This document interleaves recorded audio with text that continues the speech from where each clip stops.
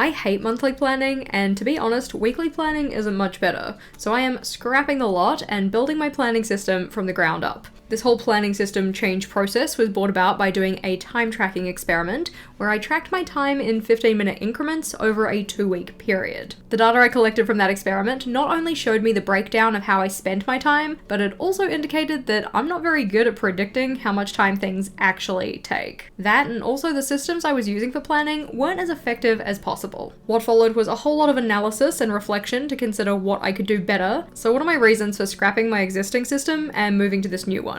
Well, let's start with the monthly planning. I find that a monthly period seems really arbitrary. It doesn't really align very well with how I see time. I like to be able to see one week passing to the next, whereas for a monthly calendar, oftentimes it starts in the middle of a week and ends in the middle of the week, which feels very arbitrary because it's not like things really change all that much going from one month to the next. I'm more inclined to organize my time based on weekly cycles, but that in itself also has a problem. When I only focus on a week, it's like putting blinders on. It's like anything that happens in the next week does not matter until I get to the next week, and I really should have started doing that stuff a little bit sooner. It kind of makes me feel like I'm just on this loop of plan, film, release. And when you do that process twice a week every week, it kind of just really sucks up your time. This follows on to the next point, which is that I find myself breaking up my work and doing the same types of tasks all the time. Like constantly editing, constantly filming, constantly taking pictures for Instagram or like whatever else. Whereas if I did something like task batching and putting like tasks together, I'd end up saving myself a lot of time. Each time you finish one task and move on to another one, you have a little bit of lag time where your brain is still processing the previous task, and so you're not necessarily using your time as effectively on the new one. And if I'm constantly changing tasks by breaking up my work, it means that I'm losing a lot of time to this startup lag. So I want my system to better help me with time blocking and task batching so that I don't change tasks as frequently, and maybe some of those things that I've previously been doing on like an everyday basis, I could do once a week or once a fortnight or something like that. Thinking about yearly planning though, and in particular the future log, planning a year in advance is just way too long of a time frame for me. A lot can change in a year, so planning that far in advance really doesn't end up being very effective. It feels good in the moment because you feel like everything's organized and it's like, oh, look at this schedule, this is going to be great, I know when everything's happening, but then life inevitably happens, things need to get moved around, and then all of that planning time was kind of wasted. Effectively, I want my system to help me plan larger blocks of time, just not as large as a year. When it comes to more short or midterm planning, I need something longer than a weekly to get me out of that hustle loop, but not a monthly because of those weird breaks in the middle of a week. As part of this, I also want to have a look at the function of each of my planning spaces, whether they be journals or other things. With all of that in mind, what am I going to do instead? Well, rather than going with daily, weekly, monthly, and yearly planning, I'm going to keep daily, but then go to fortnightly, cyclic, and quarterly. Going from biggest to smallest, rather than going with yearly planning, like a future log or a yearly calendar, I'm going to be primarily doing things in quarters. This involves cutting the year up into 4 roughly equal segments. And while this does almost translate to the first 3 months and then the next 3 and then the next 3, I'm going to be thinking about it in terms of 13-week blocks. So the first 13 weeks of the year, the next 13, so on. Any kind of monthly planning that I was doing previously is now going to move to a cyclic method. So rather than thinking about it as January, February, March, it's going to be the first 4 weeks of the year, the next 4, and then the next 4. Now, if you're onto it in terms of maths, you'll probably notice that if I'm doing 4-week blocks like that, 3 of those is going to add up to 12, but a quarter is 13 weeks. In that 13th week, that is what I'm going to be considering a reset week. So rather than including that in my cyclic planning, that's going to be an intentional time to do my reset. This is going to be an opportunity to go through my goals, do some reflection, set my intentions for the next quarter. It's effectively a yearly reset, just a little bit more frequently and thus a little bit smaller. What I'm also intending on using those weeks for is kind of like a break for myself. I don't typically take extended periods of time off from work. I really enjoy what I do. I work for myself, so I very easily fall into just kind of constantly working. So I'm hoping that those weeks in particular I can set aside as being an intentional time for me to take some time off. That doesn't mean I won't be around, it just means that I'll be taking things a little more chill. When it comes to weekly planning though, as said, if I just focus on a week, it's like putting blinders on. Every other week doesn't matter what's happening next week, I'm just focusing on this 7-day period. I want to get away from that though. So instead of doing weekly, I'm going to be going with fortnightly. For anybody who's confused, fortnightly means every 2 weeks. You might call it bi-weekly. To me, bi-weekly means twice a week, so I call it fortnightly, as do the majority of people in the country I live in.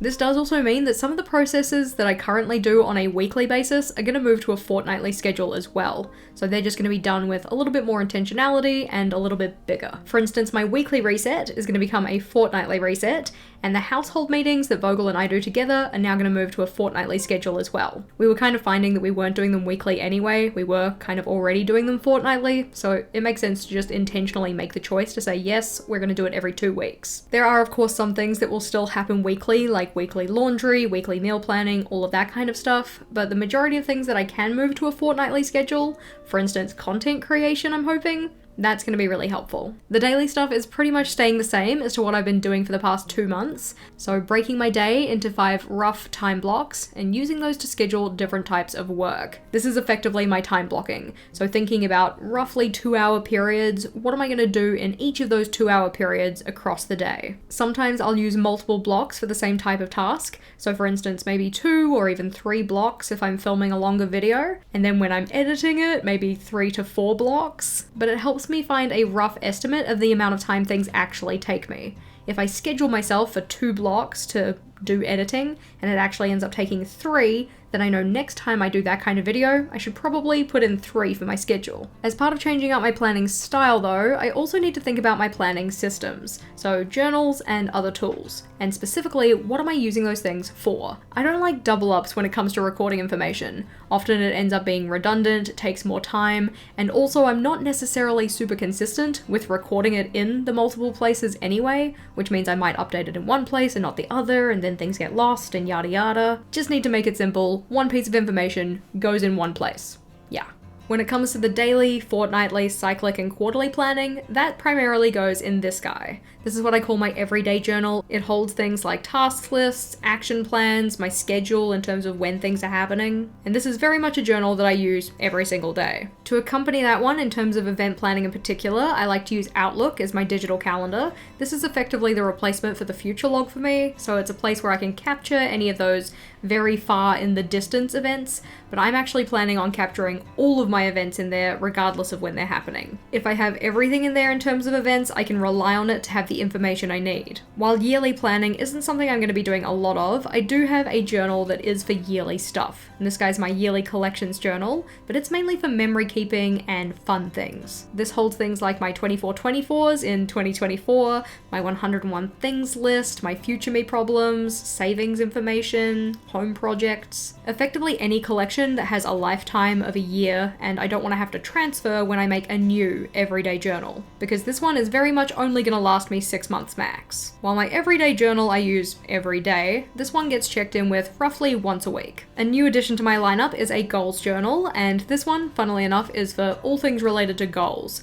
So goal setting and goal planning, reflection, that kind of thing. This one will primarily get used on a cyclic basis. So every 4 weeks, organizing my actions list for the following 4 weeks. This will also include cyclic reflection, but the primary use of this one is going to be quarterly goal setting. So really, I'm going to be using it the most during those reset weeks. The main reason for putting my goal related stuff in here rather than my everyday journal is 1, I get a little bit precious about my everyday journal and I want it to look super neat. This one I intentionally want to be a little bit more messy in it because goal setting is messy. And 2, I also find that my everyday journal doesn't necessarily align well with the quarters. Every time I was making a quarterly goal plan and then we'd get to the next journal without actually being in the next quarter, that was a problem. So having it in this set journal is just going to be easier. This one's another one that's just a little bit of fun. This is my reading journal, and as expected, it has all of my stuff related to reading. So reading challenges, recording what books I've read, recording what books I want to read, and also some spaces to do reviews on those books. This one I don't have a regular schedule with when I check in with it, but roughly every time I finish a book, I try to jump into this one. This one is my longest running notebook, which isn't really all that surprising considering it's called my long-term collections journal. So this is for any reference materials that I want to keep for a long time, long-term collections, and I don't want to have to redraw them with each new journal that I set up in terms of an everyday journal or yearly collections or anything like that. Primarily, this holds things like Swatch pages and other reference materials, so I know that this is the journal I go to if I want to refer to them, rather than having to flip back through all of my other everyday journals and find the exact journal and the exact place in the journal to find that one Swatch page that I set up when I got a new set of pens. If it's in here, it's just a little bit easier. This is another one that I only check in with every so often, so if I'm setting up for a new month, or in this case now a new cycle, and I want to build out a color palette, then I'll go and have a look at my pen swatches in the back. Another non-journal planning space that I have is Notion, and this one is primarily used for YouTube planning. So that could be scripting, scheduling, organizing things that I need for videos in general. All of that is done over there. It's just a little easier to do that one digitally because sometimes things move around, and also I type faster than I write, so when it comes to scripting, that's just a lot easier. This little guy here is what I call my notes book, or effectively it's my PD notebook, a place to record any of the information I'm learning from things I'm consuming online or books I'm reading, podcasts, that kind of thing. This one I like to keep super simple, so only use a black pen in here, and I only check in with it or use it when I actually consume a piece of media that is worth recording. A journal that I have that probably most other people don't is an R&D journal, or research and development. And this is the notebook that I put all of those layout ideas and collection ideas in, rather than setting them up in my own everyday journal, because these are ones that are just for videos. Things like reading challenge ideas, or physical health collections, savings challenges, that kind of thing. In terms of how frequently I use it, this one gets checked in with every time I have a video where I need to make some layouts. One we also have is my JashiiCorrin notebook, and this is my brainstorming book. So anytime I want to take something down that's super messy, doesn't really need to be for a video or anything like that, it goes in here. Previously, I was doing my goal setting in this and then transferring it to my everyday journal, but I'd rather just have a dedicated notebook for goals so I don't have to try and look through all of the pages in this one to find them. This is another one that I don't check in with super frequently, it's just as needed. I don't think this guy even really counts, but we're gonna count him anyway. This is my swatch book. So anytime that I need to swatch out pens to make a color palette, it goes in here. This is another one that I don't use super frequently, just kind of as needed, maybe once per cycle when I'm doing a theme. But I do kind of find it oddly satisfying to have all of the swatches in one place. So that's how it's changing for me, but how's it gonna change for us? Because previously we've had monthly setup videos on the channel where we set up for the next month. So like in December we set up for January, in January we set up for February, so on and so forth. But if I'm not doing monthly planning, I won't really have a monthly plan with me. What I figure we can do instead is cyclic planning together, so we'll still have a release on the channel each month showing the next cycle, so maybe not so much on a monthly basis, but you kind of get the idea. I'm still not sure how I'm actually going to title those because I can't really call it a January plan with me if I'm not really planning for January, but at the same time calling it a January plan with me is going to be better in terms of like YouTubey stuff. That one's a work in progress, but let me know what you think. Along with that, we may have the occasional fortnightly setup because we do sometimes have weekly plan with me's as well. Just rather than setting up a weekly spread, would be setting up a fortnightly spread. I'd also be interested to hear if you're curious about reset week and what that would actually entail, because maybe we could have some content around that too. Especially if you're thinking about doing this experiment with me. I'm really excited about not having monthly plan with me's anymore because the month just does not work with my brain. And the idea of going to fortnightly when certain things in my schedule work just way better on a fortnightly schedule, that I'm really excited about too. Coming to this system has been a bit of a process, but I think it's been really worthwhile to have a bit more of a critical look at my system and what works, what doesn't, what needs changing.